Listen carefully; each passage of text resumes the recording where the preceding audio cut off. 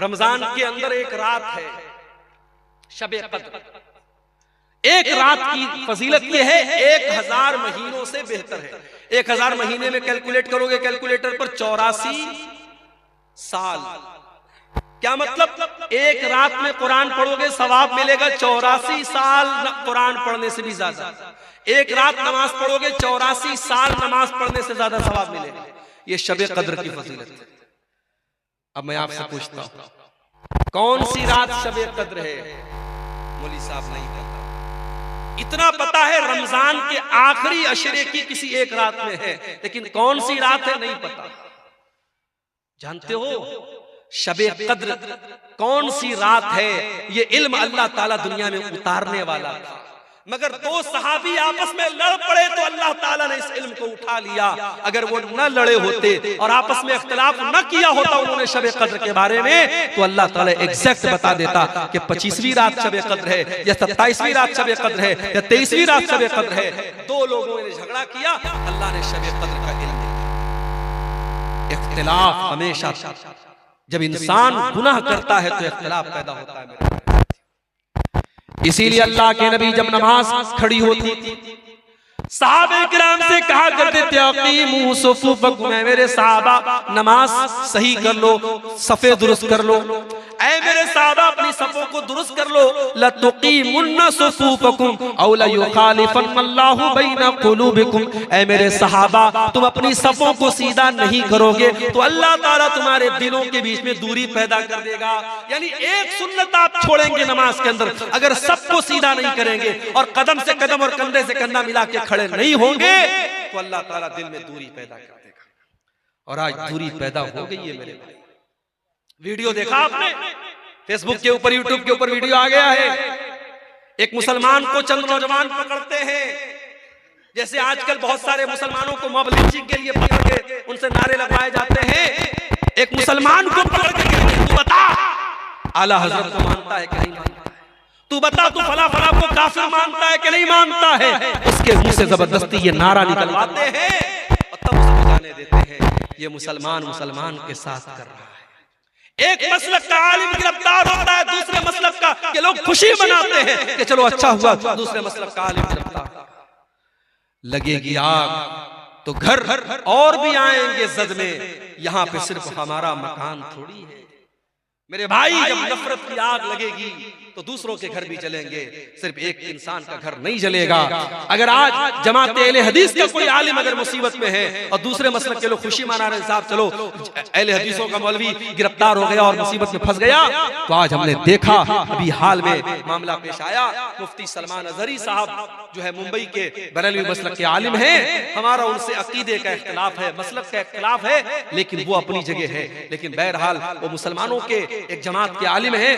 उनको अभी जूनागढ़ के अंदर उन्होंने एक बयान में एक शेर पढ़ा था, उस शेर की वजह से उनको अरेस्ट कर लिया पुलिस ने। हालांकि जमानत मिल गई है, फिलहाल वो रिहा हो गए, लेकिन अभी केस चल रहा है। मेरे भाइयों ये हालात है। डॉक्टर जाकिर नायक के ऊपर मसाइल आए, मुसीबतें आई, आज वो बेचारे इंडिया के बाहर हैं। उनको लेकर के कितने लोगों ने बड़ी खुशी मनाई कि चलो भाई डॉक्टर जाकिर नायक अरेस्ट हो गए, बाहर चले गए और इंडिया से बाहर चले गए, लोगों ने खुशी मनाई। उनका इदारा बंद हो गया, उनका स्कूल बंद हो गया, उनका चैनल बैन कर दिया, लोगों ने खुशी मनाई थी। मेरे प्यारे साथियों, ये आपस में नफरत और अदावत क्यों पैदा होती है? जब इंसान गुनाह करता है, गुनाहों की वजह से इंसान के दिल में दूरियां पैदा। और जानते हो एक नुकसान और है गुनाह का। जब इंसान गुनाह करता है तो उसके बीवी और बच्चों के अखलाक पर भी असर पड़ता है। बच्चे नाफरमान क्यों हैं? बीवी नाफरमान क्यों है? कभी गौर करना। बाप गुटखा खा रहा है, बाप बीड़ी पी रहा है, बाप सिगरेट पी रहा है, बाप शराब पी रहा है और ये उम्मीद करता है मेरा बेटा पांचों टाइम का नमाजी हो सकता है, पॉसिबल है। लेकिन अगर बाप अगर बदचलन है तो औलाद भी बदचलन होगी। अगर माँ बदचलन है तो बेटियां भी बदचलन होगी। माँ बाप का असर पड़ता है बच्चों के ऊपर। इसलिए अगर चाहते हो हमारे बच्चे सही हो जाएं, हमारी बेटियां सही हो जाएं, तो अपने अखलाक और किरदार को हमें अच्छा बनाना पड़ेगा।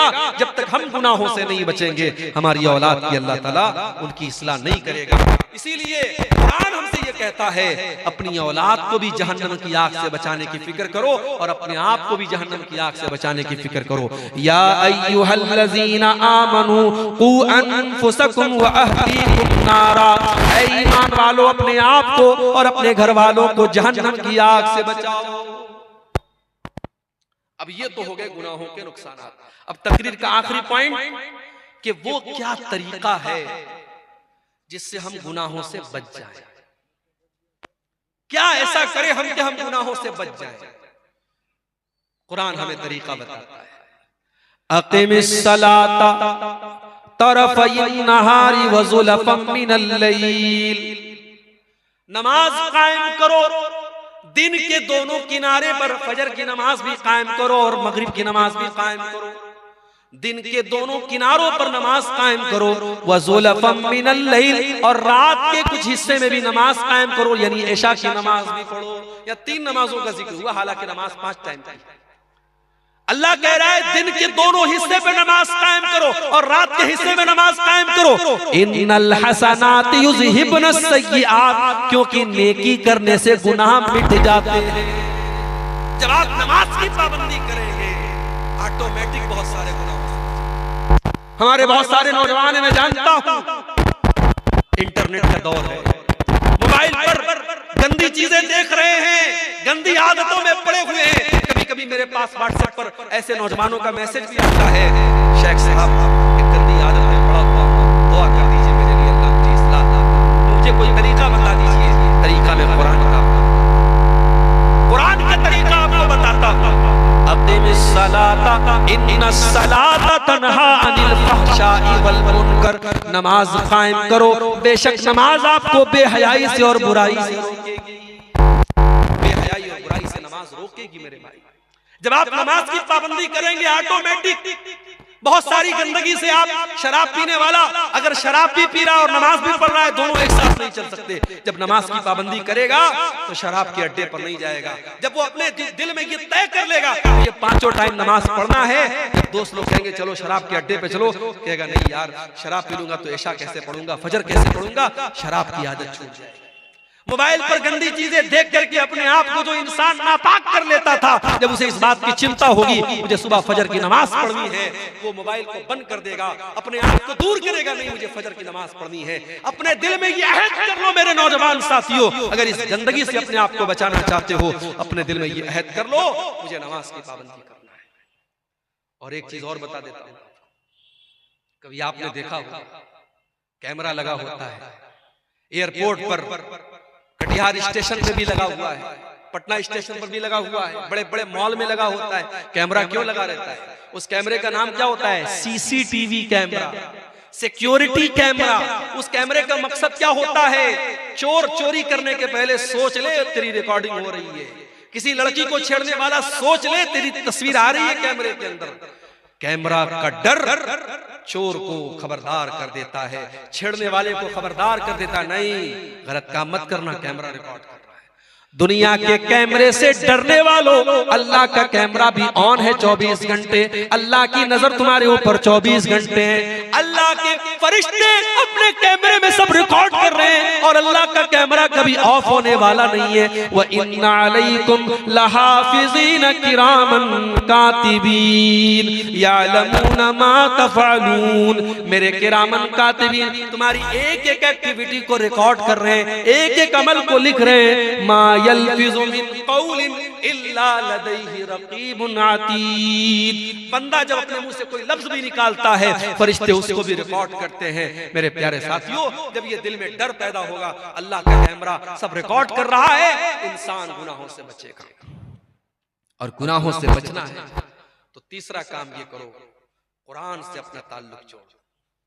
कुरान के अंदर ये कमाल है कि कुरान पढ़ने वाला जब कुरान से अपना ताल्लुक जोड़ता है, अल्लाह के कलाम का नूर उसे वनुनज़्ज़िलु मिनल कुरआनि मा हुवा शिफ़ाउन व रहमा, ये कुरान लोगों के लिए शिफा है और ये कुरान लोगों के लिए रहमत है। कुरान में बुखार का इलाज नहीं है, कुरान में जुकाम का इलाज नहीं है, कुरान में हमारी रूह की बीमारियों का इलाज है। कुरान हमारे रूह की जो बीमारियां होती है, जो गुनाहों की बीमारियां होती हैं, कुरान हमारी रूह की बीमारियों का इलाज करता है। कुरान की तिलावत पाबंदी से करो मेरे भाई। आज के दौर में तो मोबाइल मौजूद है, मोबाइल पर कुरान का ऐप डाउनलोड कर लो, डेली कोशिश करो आधा पारा, 1 पारा, 1.5 पारा, 2 पारा, जितनी अल्लाह आपको तौफीक देता है डेली कुरान की तिलावत करो, बहुत सारे गुनाहों से आप बचोगे। तीसरा काम बता रहा हूं, नोट करो, अस्सदक़तु तुत्फ़िउ ग़ज़ब अर्रब, सदका खैरात करने से अल्लाह ताला की नाराजगी दूर होती है। अपनी आदत बना लो, ज़कात तो जो देना है देना है। 1 लाख रुपया अल्लाह ने मुझे दिया, मुझे 2,500 ज़कात देना है। 1 करोड़ दिया है, 2.5 लाख देना है, वो तो ज़कात है। सदका खैरात, नौकरी करने वाला एक अपने ऊपर पाबंदी कर ले। 50,000 रुपया नौकरी में तनख्वाह मिल रही है, 50,000 बहुत होता है, हर महीने 500 रुपया में सदका कर। ज़कात जो साल में देता हूं वो अलग है, सदका करूंगा। दुकानदार है, दुकान पर डेली 1000 की बिक्री करता है, तय कर ले 1000 की बिक्री हो रही है, 50 रुपया रोज सदका करूंगा। सदका करने को अपनी जिंदगी की आदत बना लो। और मैं अपना पर्सनल एक्सपीरियंस आपको बता रहा हूं, बहुत सारी मुसीबतों को अल्लाह टालेगा, बहुत सारे गुनाहों से बचाएगा, बहुत सारे एक्सीडेंट से अल्लाह ताला आपको बचाएगा। मैंने जिंदगी में तजर्बा किया है, सदका खैरात करने से अल्लाह ताला बहुत सारे मुसीबतों से और फिर भी अगर गुनाह हो जाए तौबा करो।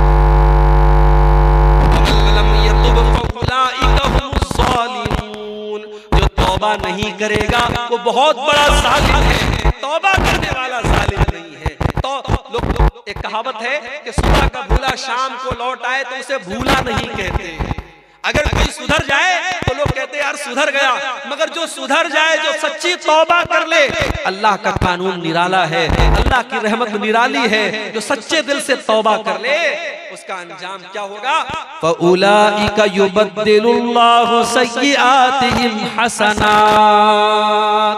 जो सच्चे दिल से तौबा करेगा अल्लाह ताला उसके गुनाहों को नेकियों में बदल देगा। कल तक उसने जितने गुनाह किए हैं अल्लाह उसके गुनाहों को कन्वर्ट कर देगा नेकियों में, उसके नामे अमाल में नेकियां लिख दी जाएगी अगर सच्ची तौबा करेगा। सच्ची तौबा किसको कहते हैं? ये आखिरी बात बता रहा हूं, इसको नोट कर लो और बात खत्म करते हैं।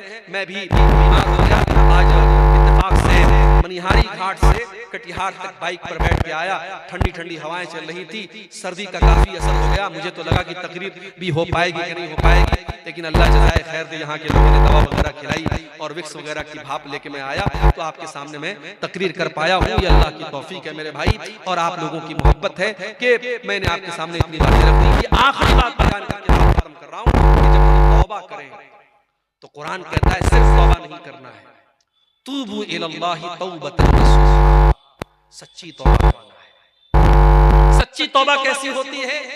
नोट कर लो, सच्ची तौबा वो होती है जिसके अंदर 3 कंडीशन पाई जाती है। पहली कंडीशन ये है आप जिस गुनाह से तौबा कर रहे हैं उस गुनाह को छोड़ दीजिए। शराबी तौबा करना चाहता है, शराब छोड़ दे। जानी तौबा करना चाहता है, जिना छोड़ दे। बेनमाजी तौबा करना चाहता है, नमाज पढ़ना शुरू कर दे। जिस गुनाह में आप मुब्तला है पहले उस गुनाह को छोड़ दीजिए, पहला काम। दूसरा काम, अपने गुनाह पर शर्मिंदगी महसूस, यार मैं गलत करता था, मुझे ऐसा नहीं करना चाहिए, ये एहसास होना चाहिए।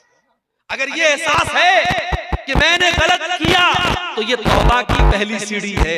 और अगर गुनाह पर ये एहसास भी नहीं है, आप गलत कर रहे हैं, किसी लड़की के साथ गलत आपने काम किया और आप अपने दोस्तों में फख्र के साथ बयान कर रहे हैं, तो ये ढिठाई है, ये चोरी और सीना जोरी है। और याद रखो, जो अपने गुनाहों पर इतराता है, गुनाहों पर ढिठाई करता है, अल्लाह ताला के उसकी मग़फ़िरत का चांस बहुत कम है। अल्लाह के नबी फरमाते हैं मेरी उम्मत में सबकी माफी हो सकती है मगर उसकी माफी नहीं होगी जो खुल्लम खुल्ला गुनाह करेगा। तो पहला काम गुनाह को छोड़ दो, दूसरा काम गुनाह पर शर्मिंदा हो, और तीसरा काम क्या करना है? आइंदा फ्यूचर में, भविष्य में उस गुनाह को न करने का पक्का इरादा करें। पक्का इरादा, ये नहीं कि शाम को तौबा कर ली, सुबह को फिर वही काम करने लगा। पक्का इरादा कर ले मुझे ये काम नहीं करना है। ये 3 चीजें अगर हैं तो सच्ची तौबा है। और चौथी चीज और शामिल कर लो, अगर आपने किसी का हक मारा है, किसी का पैसा ले लिया है, किसी को गाली दे दी है, किसी की ग़ीबत की है, उससे जाके माफी मांग लो और उसका जो हक लिया है वो हक दे दो, तब आपकी तौबा अल्लाह